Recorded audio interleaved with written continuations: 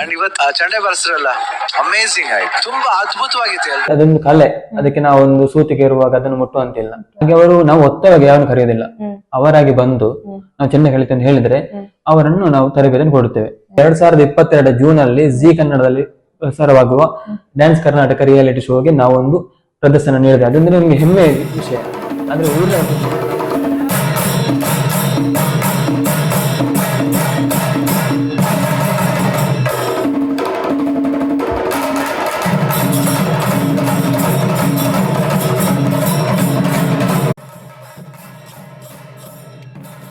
ವೀಕ್ಷಕರೇ ನಮಸ್ಕಾರ. ದೃಷ್ಟಿ ಮಾಧ್ಯಮದ ಮತ್ತೊಂದು ಸಂಚಿಕೆಗೆ ತಮ್ಮೆಲ್ಲರಿಗೂ ಪ್ರೀತಿಯ ಸ್ವಾಗತ. ನಾನು ನಿಮ್ಮ ಕೀರ್ತಿ ಸುಬ್ರಹ್ಮಣ್ಯ. ಚೆಂಡೆ ವಾದನವು ಕೇರಳ, ತಮಿಳುನಾಡು, ಕರ್ನಾಟಕದಲ್ಲಿ, ಅದರಲ್ಲೂ ಪ್ರಮುಖವಾಗಿ ಕರಾವಳಿ ಭಾಗಗಳಲ್ಲಿ ಜನಪ್ರಿಯವಾಗಿರುವಂತಹ ಒಂದು ತಾಳವಾದ್ಯವಾಗಿದೆ. ಈ ದಿನ ಕರ್ನಾಟಕದಾದ್ಯಂತ ಪ್ರಸಿದ್ಧಿಯನ್ನ ಪಡೆದಿರುವಂತಹ ಶ್ರೀ ಕಪಿಲೇಶ್ವರ ಸಿಂಗಾರಿ ಮೇಳ ತಂಡದೊಂದಿಗೆ ನಾವಿದ್ದೇವೆ. ಶ್ರೀ ಕಪಿಲೇಶ್ವರ ಸಿಂಗಾರಿ ಮೇಳ ತಂಡವು ಕೇರಳ ಶೈಲಿಯ ಸಿಂಗಾರಿ ಮೇಳ ಹಾಗೂ ಚೆಂಡೆ ಪ್ರದರ್ಶನವನ್ನ ನೀಡುತ್ತದೆ. ಇವರ ಚೆಂಡೆ ಪ್ರದರ್ಶನವು ಪ್ರತಿಷ್ಠಿತ ಚಾನೆಲ್ ಆದ ಜಿ ಕನ್ನಡದಲ್ಲಿ ಮತ್ತು ಹಲವಾರು ರಾಜ್ಯಗಳಲ್ಲಿ ಪ್ರದರ್ಶನವನ್ನು ನೀಡುತ್ತದೆ.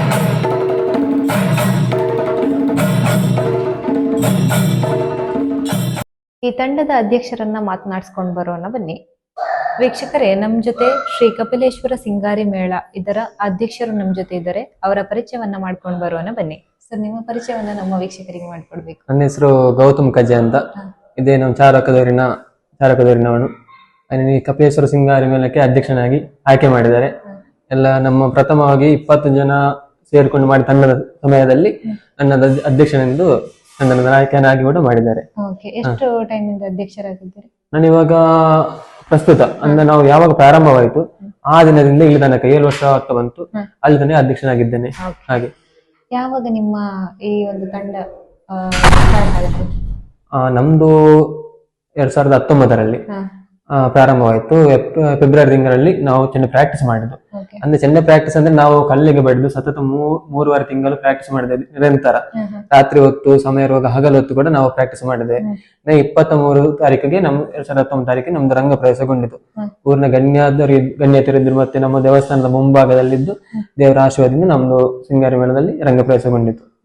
ಎಲ್ಲಿ ಸ್ಟಾರ್ಟಿಂಗ್ ನೀವು ಚೆಂಡೆ ಪ್ರದರ್ಶನವನ್ನ ನೀಡಿದ್ದು? ಅದೇ ನಮ್ಮ ರಂಗ ಪ್ರವೇಶಗೊಂಡ ನಂತರ 1 ವಾರದಲ್ಲಿ ನಿಮಗೆ ಹುಬ್ಬಳ್ಳಿಯ ಸಿರೂರು ಪಾರ್ಕ್ನಲ್ಲಿ ಕಾರ್ಯಕ್ರಮ ಸಿಕ್ಕಿತ್ತು. ಅದೇ ಪ್ರಥಮವಾದ ಕಾರ್ಯಕ್ರಮ. ಆ ಪ್ರಥಮವಾದ ಕಾರ್ಯಕ್ರಮ ಆದ್ರೂ ಕೂಡ ಅಲ್ಲಿ ನಾವು ಸತತ 7.5 ಗಂಟೆ ನಿಲ್ಲಿಸದೆ ಕೂಡ ಚೆಂಡೆ ಬಾರಿಸಿದೆ. ಅದು ನಮಗೆ ಖುಷಿ ಕೂಡ, ಯಾಕಂದ್ರೆ ಅಷ್ಟು ಇಲ್ಲಿ ಪ್ರಾಕ್ಟೀಸ್ ಮಾಡೋದಕ್ಕೆ ಕಷ್ಟಪಟ್ಟು 7.5 ಗಂಟೆ ನಾವು ಪ್ರೋಗ್ರಾಮ್ ಕೊಟ್ಟ ಕಾರಣ ಇವತ್ತು ನಮ್ಗೆ ಯಾವುದೇ ಎಂತ ಕಾರ್ಯಕ್ರಮ ಸಿಗಲ್ಲ, ನಮ್ಗೆ ಯಾವುದೇ ಭಯ ಇಲ್ಲ. ಎಷ್ಟೇ ಸಮಯ ಇದ್ರು, ಎಂತ ಕಾರ್ಯಕ್ರಮ ಇದ್ರು ನಾವು ಅದನ್ನು ಸಮಯವಾಗಿ ಅಚ್ಚುಕಟ್ಟಾಗಿ ಮಾಡಿಕೊಡ್ತೇವೆ. ಮೊದಲ ಪ್ರದರ್ಶನದಲ್ಲಿ ಹೇಗಿತ್ತು ಅಲ್ಲಿಯ ಪ್ರತಿಕ್ರಿಯೆ ಅಂತ? ಅಂದ್ರೆ ನಾವು ಅಲ್ಲಿ ತನಕ ಹುಬ್ಬಳ್ಳಿ ತನಕ ಹೋದವ್ರಿಗಲ್ಲ, ಈ ಚೆಂಡೆಯಿಂದ ನಾವು ಹುಬ್ಬಳ್ಳಿಗೆ ಹೋಗಿ ಅಲ್ಲಿಂದ ವಾತಾವರಣ, ಅಲ್ಲಿಯ ಜನರ ಶೈಲಿ, ಕಾರ್ಯಕ್ರಮ ಇದು ಖುಷಿ ಆಯ್ತು. ಅಲ್ಲಿಯ ಶೈಲಿ ಬೇರೆ, ನಮ್ಮ ಶೈಲಿ ಬೇರೆ ಹುಬ್ಬಳ್ಳಿಯಲ್ಲಿ.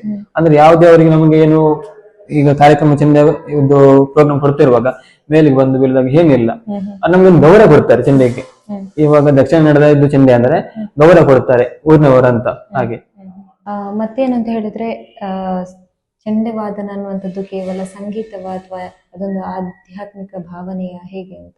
ಅಂದ್ರೆ ಇವಾಗ ಎಲ್ಲ ಕಲೆಗಳಂದ್ರೆ ಸುಲಭವಾಗಿ ಬರುವುದಿಲ್ಲ ಯಾವುದು. ಇದು ಕೂಡ ಅಷ್ಟೇ. ಚೆಂಡೆ ಇವಾಗ ನಮ್ಮ ಸಂಗೀತ ಆದ್ರೆ ಸರಿಗಮಪದಲ್ಲಿ ಅದಕ್ಕೆ ತನ್ನದೇ ಆದ ಒಂದು ಇದೆ ಪದಗಳು. ಹಾಗೆ ಇದಕ್ಕೆ ನಮ್ಮ ಚೆಂಡೆ ಕೂಡ ತನ್ನದೇ ಆದ ಪದಗಳಿದೆ. ಯಾವಾಗ ಸರಿಗಮದಲ್ಲಿ ಸರಿಗಮ ಇದೆ ಆ ತರನೇ ನಮಗೆ ಚೆಂಡೆ ಕೂಡ ಇದೆ. ಅದಕ್ಕೆ ಅಕ್ಷರ ಒಂದೊಂದು ಪೆಟ್ಟಿಗೆ ಇವಾಗ ತಾಕ, ತರಿಕಿಟ ಅನ್ನೋ ಪದ ಇದೆ. ಗಣಪತಿ ಆಲ್ರೆಡಿ ಯಾವುದೇ ನಾವು ಚೆಂಡೆ ಪ್ರಾರಂಭ ಮಾಡುವಾಗ ಗಣಪತಿ ನೆನೆಸ್ಕೊಂಡು ಗಣಪತಿ ತಾಳ ಹೊಡೆದು ಆಮೇಲೆ ನಾವು ಬೇರೆ ಸ್ಟೆಪ್ಗೆ ಹೋಗುದು. ಹಾಗೆ ಅದಂದ್ರೆ ಅದೊಂದು ಕಲೆ, ಅದಕ್ಕೆ ನಾವು ಒಂದು ಸೂತಿಗೆ ಇರುವಾಗ ಅದನ್ನು ಮುಟ್ಟುವಂತಿಲ್ಲ. ಹಾಗೆ ಕಾರ್ಯಕ್ರಮ ಹೋಗುವಾಗ, ಇವಾಗ ದೇವಸ್ಥಾನದ ಕಾರ್ಯಕ್ರಮ ಇದ್ರೆ ನಾವು ಸೂತಗೆ ಅಂದ್ರೆ ಆ ಕಾರ್ಯಕ್ರಮ ಹೋಗ್ಬಾರ್ದು. ಯಾಕಂದ್ರೆ ನಾವು ನಂಬಿಕೆ ಇಟ್ಟ ಚೆಂಡೆ ಅಂದ್ರೆ ನಾವು ಅದು ಬರೀ ಚೆಂಡೆ ಅಲ್ಲ, ಅಷ್ಟು ನಾವು ನಂಬ್ತೇವೆ ಅದು. ಹಾಗೆ ನಿಮ್ಮ ತಂಡದಲ್ಲಿ ಪ್ರಸ್ತುತ ಎಷ್ಟು ಜನ ಇದ್ದಾರೆ? ಪ್ರಸ್ತುತ ನಾವು ಇವಾಗ 2019ರಲ್ಲಿ 24 ಜನಗಳನ್ನು ಒಳಗೊಂಡು ಮಾಡಿದಂತ ತಂಡ.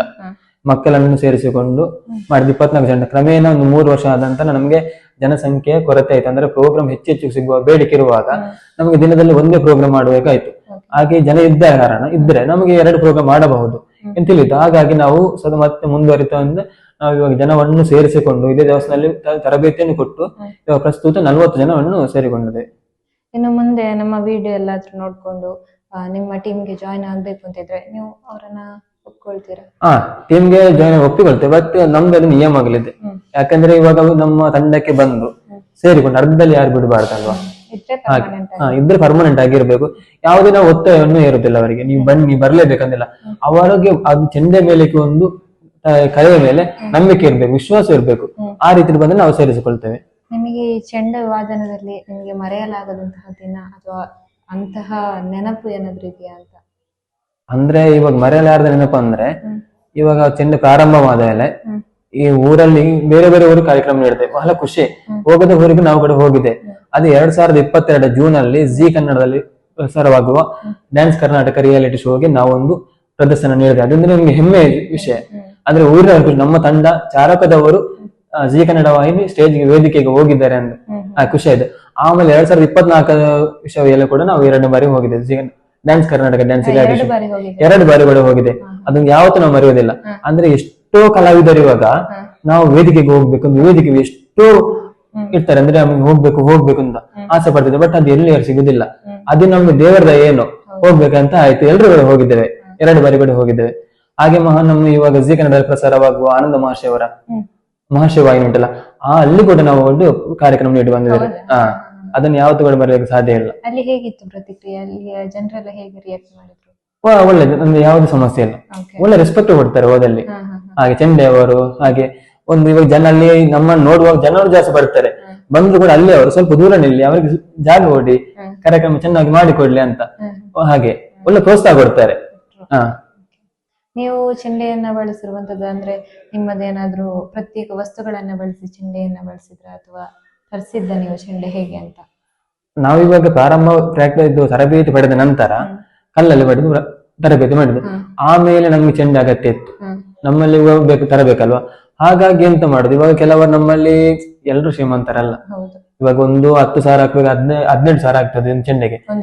ಒಂದು ಚೆಂಡೆಗೆ ಅದನ್ನ ಇವಾಗ ಒಮ್ಮೆಲೆ ಖರೀದಿಸ್ಬೇಕಾದ್ರೆ ಒಬ್ಬನಿಗೆ ಸಾಧ್ಯ ಇಲ್ಲ.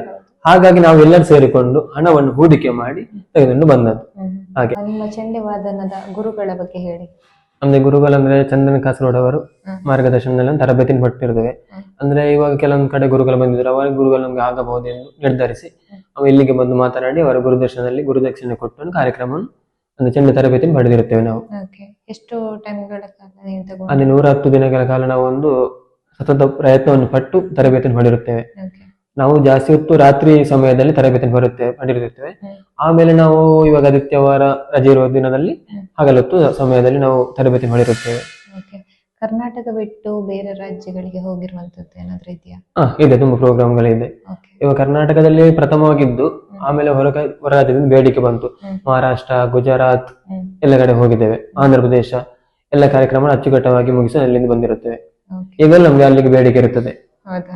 ಮತ್ತೆ ಇಲ್ಲಿ ಕಾರ್ಯಕ್ರಮ ಇರುವಾಗ ಒಪ್ಪಿಕೊಂಡಾಗ ದೂರದಿದ್ರೆ ಹೋಗೋದಕ್ಕೆ ಕಷ್ಟ ಆಗುತ್ತೆ. ಎಲ್ರು ಕೂಡ ಇದನ್ನೇ ಅವಲಂಬಿತರಾಗಿದ್ದೀರಾ ಅಥವಾ ಬೇರೆ ಕೆಲಸ ಅಥವಾ ಸ್ಟೂಡೆಂಟ್ಸ್ ಇದ್ದಾರೆ ಅಂತ ಹೇಳಿದ್ರಿ? ಹೌದು, ಅವರು ವಿದ್ಯಾಭ್ಯಾಸವನ್ನ ಮಾಡ್ಕೊಂಡು ಇದನ್ನ ಮಾಡ್ಕೊಂಡಿದ್ದೀರಾ ಹೇಗೆ? ಅಲ್ಲ, ಇವಾಗ ನಾವು ಪ್ರಾರಂಭ ಮಾಡಿದ್ದು ಇವಾಗ ಮನೇಲಿರುವವರೆಲ್ಲ ವಿದ್ಯಾರ್ಥಿಗಳು, ಮನೇಲಿರುವ ಕೆಲಸ ಮಾಡುವವರು, ಜಾಬ್ ಎಲ್ಲವನ್ನು ಒಳಗೊಂಡು ನಾವು ತರಬೇತಿಯನ್ನು ಪ್ರಾರಂಭ ಮಾಡಿದ್ದೆವು. ಇವಾಗ ನಮ್ಮಲ್ಲಿ ಸ್ಟೂಡೆಂಟ್ ಇದ್ದಾರೆ, ಜಾಬ್ನವರಿದ್ದಾರೆ. ಹಾಗೆ ಅಂದ್ರೆ ಇದನ್ನು ಪಾರ್ಟ್ ಟೈಮ್ ಮಾಡ್ತಾ ತಗೊಂಡಿದ್ದೆ. ಅದೇ ಈ ತರ ನಾವು ದಿನಾಲೂ ಹೋಗ್ಬೇಕಂತ ಎಲ್ಲ ಹೋಗ್ತೇವೆ ಕಾರ್ಯಕ್ರಮ. ಬಟ್ ಕೆಲವರಿಗೆ ಇವಾಗ ಎಕ್ಸಾಮ್ ಇರುವಾಗ ವಿದ್ಯಾರ್ಥಿಗಳಿಗೆ ಆಗುದಿಲ್ಲ, ಜಾಬ್ ಇರುವವರಿಗೆ ಆಗುದಿಲ್ಲ. ಹಾಗೆ ಇವನ್ ಪಾರ್ಟ್ ಟೈಮ್ ಅಂತ ತಗೊಂಡು ಹೋಗಿ. ಬಟ್ ಇವಾಗ ನಾವು ಹೆಚ್ಚು ಕಾರ್ಯಕ್ರಮ ಇರುವಾಗ ಅಡ್ಜಸ್ಟ್ ಮಾಡ್ಕೊಂಡು ಹೋಗ್ತೇವೆ. ಹೌದೌದು. ನೀವು ಬೇರೆ ಬೇರೆ ಕಡೆಗಳಲ್ಲಿ ಎಷ್ಟು ಪ್ರೋಗ್ರಾಮ್ಸ್ ಕೊಟ್ಟಿದ್ದೀರಾ ಅಂತ ಏನಾದ್ರೂ ಲೆಕ್ಕ? ನಾವಿವಾಗ ಇದು ಪ್ರಾರಂಭವಾಗಿ 7 ವರ್ಷ ಆಗ್ತಾ ಬಂತು. ಪ್ರಥಮವಾಗಿ ಪ್ರಾರಂಭವಾದ ಸಮಯದಲ್ಲಿ 2 ವರ್ಷ ಕೊರೋನಾ ಬಂತು. ಆ ಟೈಮಲ್ಲಿ ಯಾವ್ದು ಕಾರ್ಯಕ್ರಮ ಯಾರಿಗೂ ಸಿಕ್ಕಿಲ್ಲ, ನಮ್ಗೆ ಅಂತಲೇ ಯಾರಿಗೂ ಸಿಕ್ಕಿಲ್ಲ. ಆಮೇಲೆ ಇವಾಗ 7 ವರ್ಷ ಪೂರೈಸಿದ ಸಂದರ್ಭದಲ್ಲಿ ಅದರ 850-900 ಕಾರ್ಯಕ್ರಮ ನೀಡಿರ್ತೇವೆ. ಹಾಗೆ ಈಗ ಹಬ್ಬ ಹರಿದಿನ ಇದ್ರೆ ಅಂದ್ರೆ ಒಂದು ಸೀಸನ್ ಟೈಮ್ ಅಲ್ಲಿ ಮಾತ್ರ ನಿಮ್ಗೆ ಸಿಗುತ್ತಾ ಅಥವಾ ಹೇಗೆ? ಅಲ್ಲ, ಸೀಸನ್ ಟೈಮ್ ಅಂತ ನಮ್ಗೆ ಇವಾಗ ಮಳೆಗಾಲದಲ್ಲಿ ಕಾರ್ಯಕ್ರಮ ಇಲ್ಲ ಅಂತ ಹೇಳ್ತಿದ್ರು. ಬಟ್ ನಮ್ಗೆ ಕಾರ್ಯಕ್ರಮ ಸಿಗುತ್ತೆ ಇರುತ್ತೆ, ಹೆಚ್ಚು ಅಂತಲ್ಲ, ಒಂದು ತಿಂಗಳಲ್ಲಿ 2-3 ಕಾರ್ಯಕ್ರಮ ಸಿಗುತ್ತೆ. ಸೀಸನ್ ಅಲ್ಲಿ ಎಷ್ಟು ಬೇಕೋ ಸಿಗುತ್ತೆ. ನಮ್ಗೆ ಕೆಲವು ಸಮಯದಲ್ಲಿ ನಮ್ಗೆ ಹೋಗೋದಕ್ಕೆ ಆಗುದಿಲ್ಲ. ಆ ದಿನದಲ್ಲಿ 3 ಕಾರ್ಯಕ್ರಮ ಒಪ್ಪಿಕೊಂಡ ಮೇಲೆ ಜಾಸ್ತಿ ಹೋಗೋದಕ್ಕೆ ಆಗುದಿಲ್ಲ. ನೀವು ಚೆಂಡೆ ಬಿಟ್ಟು ಬೇರೆ ಮ್ಯೂಸಿಕಲ್ ಇನ್ಸ್ಟ್ರೂಮೆಂಟ್ ಏನಾದ್ರು ಯೂಸ್ ಮಾಡ್ತೀರಾ ಅಂತ?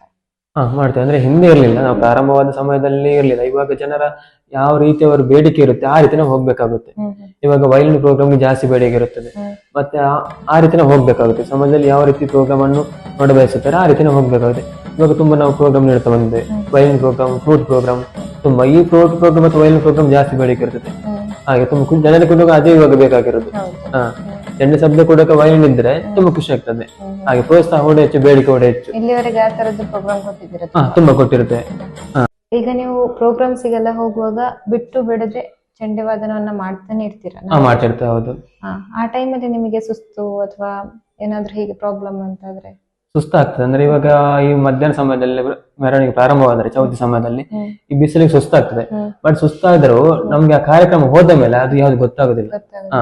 ಇವಾಗ ಹೆಗಲ್ ನೋವು ಬಂದ್ರು ಅದು ಗೊತ್ತಾಗುದಿಲ್ಲ, ಯಾಕಂದ್ರೆ ಜನರ ಪ್ರೋತ್ಸಾಹ ಬೆಂಬಲ ನೋಡ್ತಾ ಇರ್ತಾರೆ ನಮ್ಮನ್ನು ಕಾರ್ಯಕ್ರಮ ನೀಡುವಾಗ. ಆ ಸಮಯದಲ್ಲಿ ನಮ್ಗೆ ಅದು ನೋವು ಗೊತ್ತಾಗುದಿಲ್ಲ. ನಾವಿವಾಗ ಪ್ರಥಮವಾಗಿ 6-7 ಕಿಲೋಮೀಟರ್ ಕೂಡ ನಡೆದುಕೊಂಡು ಮೆರವಣಿಗೆ ಕೊಟ್ಟಿರ್ತೇವೆ. ಇತ್ತೀಚೆಗೆ ಕೂಡ ಅಷ್ಟೇ ಒಂದು 10 ಕಿಲೋಮೀಟರ್ ಕೂಡ ಹೋಗಿರ್ತೇವೆ. ನಿರಂತರ ಯಾವ್ದು ನಿಲ್ಲಿಸುದಿಲ್ಲ. ಸ್ವಲ್ಪ ನಿಲ್ಲಿಸಿದ್ರು ಆಮೇಲೆ ನಿರಂತರ ಹೋಗ್ತಾ ಇರ್ತೇವೆ. ಎಷ್ಟು ನೋವಿದ್ರೆ ಅದು ಗೊತ್ತಾಗುದಿಲ್ಲ. ಓಕೆ, ನೀವು ಒಂದು ಎಷ್ಟು ಟೈಮ್ಗಳ ಕಾಲ ಬಿಟ್ಟು ಬಿಡದೆ ನುಡಿಸ್ತೀರಾ ಇದು ಚೆಂಡವಾದನ? ಅಂದ್ರೆ ಕಂಟಿನ್ಯೂಸ್ 5 ಗಂಟೆ 6 ಗಂಟೆ ಕಂಟಿನ್ಯೂಸ್ ಬಡಿತೇವೆ, ನಿಲ್ಲಿಸದೆ. ಹಾಗೆ ಮತ್ತೆ ಹೆಚ್ಚು ಕಾರ್ಯಕ್ರಮ ಬಡಿಸಿದ್ದೇವೆ, ಅಂದ್ರೆ ಸ್ವಲ್ಪ ಹೊತ್ತು ಒಂದು 10 ನಿಮಿಷವನ್ನ ವಿಶ್ರಾಂತಿ ಪಡೆದುಕೊಂಡು ಆಮೇಲೆ ಕಾರ್ಯಕ್ರಮ ವಾಪಸ್ ನೀಡುತ್ತೇವೆ. ನಿಮ್ಮ ಟೀಮ್ ನ ವೇಷಭೂಷಣ ಹೇಗಿರ್ತದೆ, ಹಾಗೆ ಶಿಸ್ತೆಲ್ಲ ಯಾವ ರೀತಿಯಲ್ಲಿ ಇರ್ತದೆ ಅಂತ? ನಮ್ದು ಇವಾಗ ಶಿಸ್ತು ನಿಯಮಗಳಿದೆ. ಚೆಂಡೆ ನಮ್ಮ ತಂಡದಲ್ಲಿ ಶ್ರೀ ಕಪಿಲೇಶ್ವರ ಸಿಂಗಾರದಲ್ಲಿ ಶಿಸ್ತು ನಿಯಮ ಇರುತ್ತದೆ. ಯಾಕಂದ್ರೆ ನಾವು ಡ್ರೆಸ್ ಆಗಿ ಹೋಗೋದಕ್ಕೆ ಆಗುದಿಲ್ಲ, ನಮ್ಮದೇ ವಸ್ತ್ರ ಇದೆ. ಇವಾಗ ಹಳದಿ ಕಲರ್ ವೇಸ್ಟ್ ಇರುತ್ತೆ, ಆ ರೀತಿ ಹೋಗ್ತೇವೆ. ಮತ್ತೆ ಇವಾಗ ಕೆಲವು ಟೀಮ್ ನಲ್ಲಿ ಚಪ್ಪಲಿ ಹಾಕ್ತಾರೆ, ಯಾಕಂದ್ರೆ ಕೆಲವು ಮೆರವಣಿಗೆ ಸಂದರ್ಭದಲ್ಲಿ ಕೆಲವು ಕಲ್ಲು ಮುಳ್ಳುಗಳು ಇರುತ್ತದೆ, ಕಷ್ಟ ಕೂಡ. ಹಾಗೆ ಹಾಗಂತ ಹೇಳಿ ನಮ್ಮ ಶ್ರೀ ಕಪಿಲೇಶ್ವರ ಸಿಂಗಾರಿ ಮೇಲ್ ತಂಡದಲ್ಲಿ ಇಷ್ಟರವಾಗಿ ಇಷ್ಟು ಪ್ರೋಗ್ರಾಮ್ ಕೊಟ್ಟರು ಯಾವ ಚಪ್ಪಲಿ ಹಾಕಿಲ್ಲ. ಅಂದ್ರೆ ಖುಷಿ ಆಗುತ್ತೆ. ಅಂದ್ರೆ ಈ ಬಿಸಿಲಿಗೆ ಹೋಗುವಾಗ ಬಿಸಿಲು ಡಾಮರ ಬಿಸಿಲು ಆಗುತ್ತೆ, ಕಾಲಿಗೆ ಕಷ್ಟ ಆಗುತ್ತೆ, ಕೆಲ ಕಲಾವಿದರಿಗೆ, ನಮ್ಗೂ ಕೂಡ ಕಷ್ಟ ಆಗುತ್ತೆ. ಆದ್ರೆ ಅದು ಗೊತ್ತಾಗುದಿಲ್ಲ. ಹಾಗಂದ್ರೆ ನಮಗೂ ಅದು ಚೆಂಡೆ ಕೊಡುವ ಗೌರವ. ಹಾಗೆ ಇಷ್ಟೊತ್ತಿಗೆ ಚಪ್ಪಲಿ ಹಾಕಿಲ್ಲ. ಶಿಸ್ತು ನಿಯಮಗಳಿಗೆ ನಾವು ನಿಯಮಾನುಸಾರವಾಗಿ ಪಾಲಿಸುತ್ತೇವೆ. ಈ ಚೆಂಡೆಯ ವೇಟ್ ಎಷ್ಟಿರ್ತದೆ ಅಂತ ಸುಮಾರಾಗಿ? ಒಂದು ಅಂದಾಜು 12-13 kg ಇರುತ್ತದೆ. ಹಾಗೆ ತುಂಬಾ ಭಾರ ಇರ್ತದೆ. ಅಂದ್ರೆ ಹೆಗಲ ಮೇಲೆ ಹಾಕಿಕೊಂಡು ಕಾರ್ಯಕ್ರಮ ಕೊಡುವ ಪ್ರಾರಂಭ ಮಾಡಿದ್ಮೇಲೆ ಅದು ಗೊತ್ತಾಗುದಿಲ್ಲ. ಅದನ್ನು ಮರ ದಿಂಬಿಂದ, ಹಲಸಿನ ಮರ ದಿಂಬಿಂದ ಮಾಡಿರ್ತಾರೆ. ಇದು ಇಲ್ಲಿ ಸಿಗುದಿಲ್ಲ, ಕರ್ನಾಟಕದಲ್ಲಿ ಬಾರಿ ಕಮ್ಮಿ, ಕೇರಳದಿಂದ ಧರಿಸ್ಬೇಕು ನಾವು. ಹೌದು, ಇದೆಲ್ಲ ಕೇರಳದಿಂದ ಧರಿಸುದು. ನೆಕ್ಸ್ಟ್ ನೀವು ಇನ್ನೂ ಹೆಚ್ಚಿನ ಸ್ಟೂಡೆಂಟ್ಸ್ ಗಳಿಗೆ ಕ್ಲಾಸ್ ಅನ್ನ ಇಟ್ಕೊಳ್ಳುದು ಅಂತದ್ದೇನಾದ್ರೂ ಯೋಚನೆ ಇದೆಯಾ ಅಂತ? ಆಲೋಚನೆ ಇದೆ. ಅಂದ್ರೆ ಜಾಸ್ತಿ ಅಂತಲ್ಲ, ನಮ್ಗೆ ಎಷ್ಟು ಕಲಾವಿದರು ಬೇಕು ಅಂದು ಅಂದಾಜಾಗಿ ನಾವೊಂದು ಸೇರಿಸಬೇಕಂದಿದೆ. ಅಂದ್ರೆ ನಮ್ಮ ಊರಿನವರಿಗೆ ತರಬೇತಿ ಕೊಟ್ರೆ ಒಳ್ಳೇದು. ಅಂದ್ರೆ ನಮ್ಗೆ ಹೋಗುದಕ್ಕೆ ಬರೋದಕ್ಕೆ ಸಂಪರ್ಕ ಸುಲಭ ಆಗುತ್ತೆ. ಹಾಗೆ ಅವರು ನಾವು ಒತ್ತಡವಾಗಿ ಯಾರನ್ನು ಕರೆಯೋದಿಲ್ಲ, ಅವರಾಗಿ ಬಂದು ನಾವು ಚೆನ್ನಾಗಿ ಕಲಿತೆ ಅಂತ ಹೇಳಿದ್ರೆ ಅವರನ್ನು ನಾವು ತರಬೇತಿಯನ್ನು ಕೊಡುತ್ತೇವೆ. ಅವರಿಗೆ ಆ ಕಲೆಯ ಮೇಲೆ ಅದು ನಂಬಿಕೆ ವಿಶ್ವಾಸ ಇರಬೇಕು. ಹಾಗಿದ್ರೆ ಮಾತ್ರ ಅವರು ಚೆಂದ ತರಬೇತಿ ಕಲಿಯಲು ಸಾಧ್ಯ. ಇಲ್ಲಾಂದ್ರೆ ನಾನು ಬರುತ್ತೇನೆ ಅಂತ ಹೇಳಿ ಒಂದು ಅರ್ಧದಕ್ಕೆ ಹೋದ್ರೆ ಆಗೋದಿಲ್ಲ. ನೆಕ್ಸ್ಟ್ ನಿಮ್ಮ ಯೋಜನೆ ಏನಾದ್ರೂ ಇದೆಯಾ ಅಂತ? ಯೋಜನೆ ಅಂತ ನಾವು ಹೇಳುದಕ್ಕೆ ಆಗೋದಿಲ್ಲ. ಮುಂಚೆ ಇನ್ನು ಮುಂದಿನ ದಿನಗಳಲ್ಲಿ ಒಂದು ದೊಡ್ಡ ಟೀಮ್ ಅನ್ನ ಬಿಲ್ಡ್ ಮಾಡ್ಬೇಕು, ಆ ರೀತಿ ಯೋಜನೆ ನಮ್ಮ ಅಂದ್ರೆ ಇವಾಗ ಚಾರಕದಲ್ಲಿ 100 ಜನರನ್ನು ಒಳಗೊಂಡು ತಂಡ ಒಂದು ಏಕೈಕ ಶ್ರೀ ಕಪಿಲೇಶ್ವರ ಸಿಂಗಾರಿ ಮೇಲೆ ಆಗ್ಬೇಕಂತ ಒಂದು ಇದೆ. ನಮ್ದು ಮಾತನಾಡಿದ್ರೆ ಈಗ ಆಗ್ಬೇಕು ಅಂದ್ರೆ ಒಂದು ದಿವಸ ಅದನ್ನು 100 ಜನ ಒಳಗೊಂಡು ತಂಡ ಚಾರಕದಲ್ಲಿ ಮುಂದುವರಿಬೇಕಂತ. ಯಾವುದೇ ಕಾರಣ ನಿಲ್ಬಾರ್ದು, ಮುಂದುವರೆದು ಹೋಗ್ಬೇಕಂತ ಒಂದು ಆಶೆ ಇದೆ ನಮ್ಗೆ.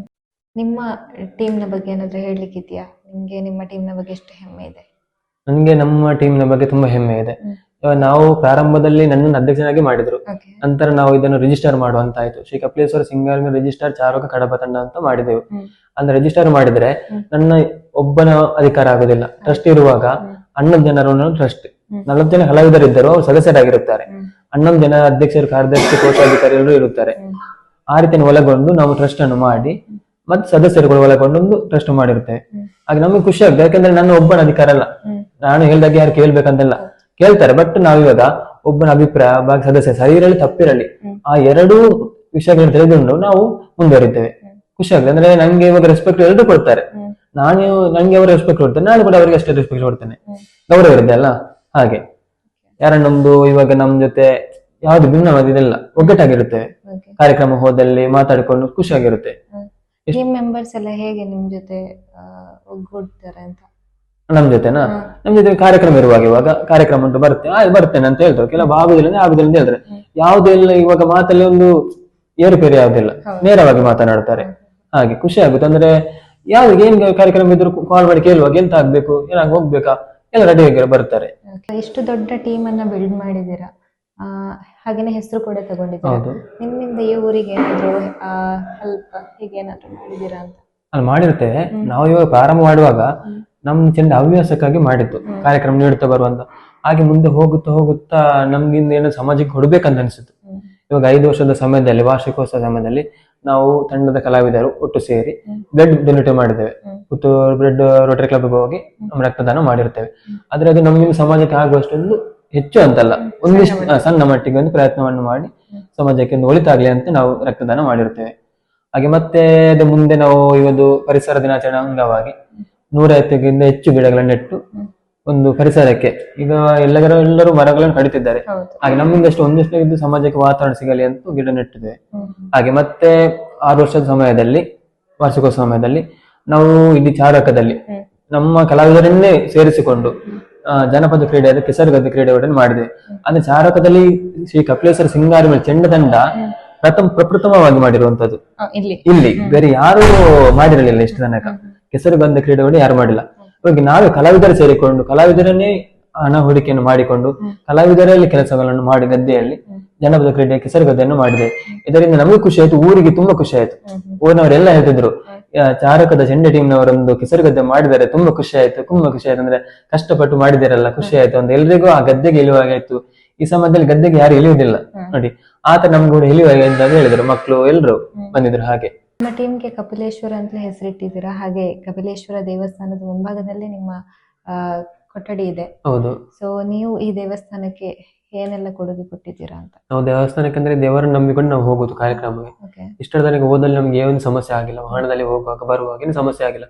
ಹಾಗಾಗಿ ದೇವರಿಗೆ ನಾವು ಒಂದು ಕಾಣಿಕೆ, ಒಂದು ಕಾರ್ಯಕ್ರಮ ಇನ್ನಿಷ್ಟ ಅಂತ ಕಾಣಿಕೆ ನೀಡುತ್ತೇವೆ. ಹಾಗೆ ಜಾತ್ರೋತ್ಸವ ಸಮಯದಲ್ಲಿ ನಮ್ಮ ತಂಡದಿಂದ ಅನ್ನದಾನ ದೇಣಿಗೆಯನ್ನು ಕೊಡುತ್ತೇವೆ. ವರ್ಷದಲ್ಲಿ ಅನ್ನದಾನ ದೇಣಿಗೆ ಮತ್ತೆ ಒಂದು ಕಾರ್ಯಕ್ರಮ ಒಂದಿಷ್ಟು ಕಾಣಿಕೆ ದೇವರಿಗೆ, ಪ್ರತಿಯೊಂದು ಕಾರ್ಯಕ್ರಮ ಕಾಣಿಕೆಯನ್ನು ಕೊಡುತ್ತೇವೆ ದೇವರಿಗೆ. ಈ ಊರಿನ ಸಂಘ ಸಂಸ್ಥೆಗಳಾಗಿರ್ಬೋದು ಅಥವಾ ಯಾರಾದ್ರೂ ಹೀಗೆ ನಿಮಗೆ ಬೆಂಬಲವನ್ನ ನೀಡಿದ್ದು, ಪ್ರೋತ್ಸಾಹ ಮಾಡಿದ್ದು ಅಂತ ಏನಾದ್ರೂ ಇದೆಯಾ ಅಂತ? ಇದಕ್ಕೆ ನಮಗೆ ಚೆಂಡ ತರಬೇತಿ ಪಡೆದಿರುವಾಗ ಯಾವ್ದು ಸಂಘ ಸಂಸ್ಥೆಗಳು ನಮಗೆ ಬೆಂಬಲ ನೀಡಿದ, ಪ್ರೋತ್ಸಾಹ ನೀಡಿದ ಅಂತ ಹೇಳೋದಕ್ಕೆ ಆಗುದಿಲ್ಲ. ಬಟ್ ವ್ಯಕ್ತಿಗಳು ನಮಗೆ ಪ್ರೋತ್ಸಾಹ ನೀಡಿದ್ದಾರೆ. ಈ ಊರಿನ ಗಣ್ಯರು, ಈ ದೇವಸ್ಥಾನದ ಸಂಬಂಧಪಟ್ಟ ಆಡಳಿತ ವ್ಯವಸ್ಥಾಪನ ಸಮಿತಿಯವರು ಬೆಂಬಲವನ್ನು ನೀಡಿದ್ದಾರೆ. ಊರಿನ ಗಣ್ಯರು ಅಂದ್ರೆ ಊರ ಪ್ರೋತ್ಸಾಹ ಇದೆ, ಎಲ್ಲರಂತ ಹೇಳೋದಕ್ಕೆ ಆಗುದಿಲ್ಲ. ಕೆಲವರು ನಮಗೆ ಪ್ರೋತ್ಸಾಹವನ್ನು ನೀಡಿದ್ದಾರೆ. ಯಾವ್ದಾದ್ರು ನಮಗೆ ಸಮಸ್ಯೆ ಬಂದಾಗ ಅವ್ರು ನಮ್ಮ ಜೊತೆ ಇರುತ್ತಾರೆ.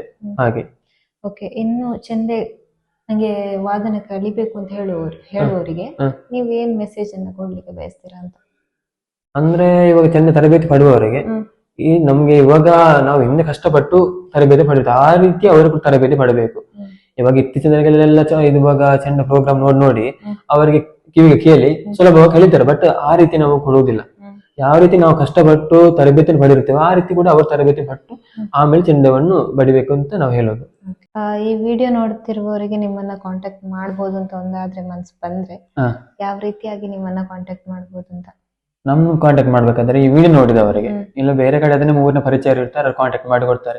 ಈ ವಿಡಿಯೋ ನೋಡಿದವರಿಗೆ ನಮ್ಮ ಇನ್ಸ್ಟಾಗ್ರಾಮ್ ಐಡಿ ಇದೆ, ಶ್ರೀ ಕಪಿಲೇಶ್ವರ ಚೆಂಡೆ ಅಂತ. ಇನ್ಸ್ಟಾಗ್ರಾಮ್ ಐಡಿಗೆ ಹೋದ್ರೆ ಅಲ್ಲಿ ನಂಬರ್ ಇರುತ್ತೆ, ನಂದೇ ನಂಬರ್ ಇರುತ್ತೆ. ಆ ನಂಬರ್ ಮುಖಾಂತರ ಫೋನ್ ಮಾಡಿದರೆ ನಾವು ಮಾತನಾಡುತ್ತೇವೆ. ಇಲ್ಲ ಇನ್ಸ್ಟಾಗ್ರಾಮ್ ಅಲ್ಲಿ ಮೆಸೇಜ್ ಮಾಡಿದರೆ ನಾವು ಮೆಸೇಜ್ ನೋಡುತ್ತೇವೆ. ಇವಾಗ ಒಂದು ಆರ್ಡರ್ ಬಂದ್ರೆ ನಿಮಗೆ ಹೇಗೆ ನೀವು ರೇಟ್ ಹೇಳ್ತೀರಾ ಅಂತ? ನಮ್ದು ರೇಟ್ ಇದೆ ಊರಿನವರಿಗೆ ಅಂದ್ರೆ ನಮ್ಗೆ ಟ್ರಾವೆಲಿಂಗ್ ಚಾರ್ಜ್ ಕಮ್ಮಿ ಇರುತ್ತದೆ.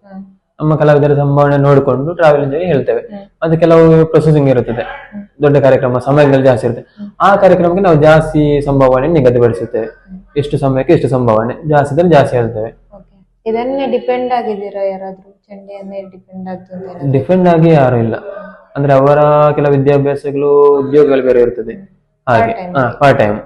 ಕೊನೆಯದಾಗಿ ಈ ಊರಿನ ಬಗ್ಗೆ, ನಿಮ್ಮ ಟೀಮ್ ನ ಬಗ್ಗೆ ಏನಾದ್ರೂ ಹೇಳ್ಲಿಕ್ಕಿದ್ರೆ ಹೇಳಿ. ನಮ್ದು ತರಬೇತಿ ಪಡೆದಿರುವಂತಹ ಈ ದೇವಸ್ಥಾನದ ಪುಣ್ಯ ಜಾಗದಲ್ಲಿ ದೇವಸ್ಥಾನಕ್ಕೆ ಸಂಬಂಧಪಟ್ಟ ಆಡಳಿತ ಮಂಡಳಿಗೆ ಮತ್ತು ಊರ ಜನರಿಗೆ ನಾವು ಧನ್ಯವಾದ ಇಷ್ಟಪಡುತ್ತೇವೆ ಹೇಳೋಣ. ಯಾಕಂದ್ರೆ ಸ್ಥಳಕ್ಕೆ 7 ವರ್ಷ ಆಯ್ತು ದೇವಸ್ಥಾನದಲ್ಲಿ ತರಬೇತಿ ಪಡೆದು ನಾವು. ಹಾಗೆ ದೇವಸ್ಥಾನ ಆಡಳಿತ ಮಂಡಳಿ ಊರಿನವರು ತಮಗೆ ಪ್ರೋತ್ಸಾಹ ಕೊಡ್ತಾರೆ. ಹಾಗಾಗಿ ಅವರಿಗೆ ತುಂಬಾ ಧನ್ಯವಾದಗಳು. ಯಾಕಂದ್ರೆ ನಮ್ಗೆ ಪ್ರೋತ್ಸಾಹ ಕೊಡ್ತಾರೆ, ಕಾರ್ಯಕ್ರಮ ತೆಗೆದುಕೊಡ್ತಾರೆ ಊರಿನವರು. ಹಾಗೆ ಅವರಿಗೆ ನಮ್ಮ ಮೇಲೆ ಗೌರವ ಇದೆ, ನಮ್ಗೆ ಅವರ ಮೇಲೆ ಗೌರವ ಇದೆ. ಅದಕ್ಕಾಗಿ ನಾವು ಯಾವಾಗಲೂ ಕೂಡ ನಮ್ಮ ಶ್ರೀ ಕಪಿಲೇಶ್ವರ ಸಿಂಗಾರಿಮಲೆ ಚೆಂಡದಂಡದವರು ಧನ್ಯವಾದಗಳು ಇಷ್ಟಪಡ್ತೇವೆ. ಇಷ್ಟು ಹೊತ್ತು ಚೆಂಡೆ ವಾದನದ ಬಗ್ಗೆ ಮಾಹಿತಿಯನ್ನ ತಿಳಿಸಿಕೊಟ್ಟಂತಹ ಅಧ್ಯಕ್ಷರಿಗೆ ಧನ್ಯವಾದಗಳನ್ನ ಹೇಳ್ತಾ ಈ ಒಂದು ಸಂಚಿಕೆಗೆ ಎಲ್ಲಿಗೆ ತೆರೆಯನ್ನ ಹಾಕ್ತಿದ್ದೇವೆ. ಧನ್ಯವಾದಗಳು.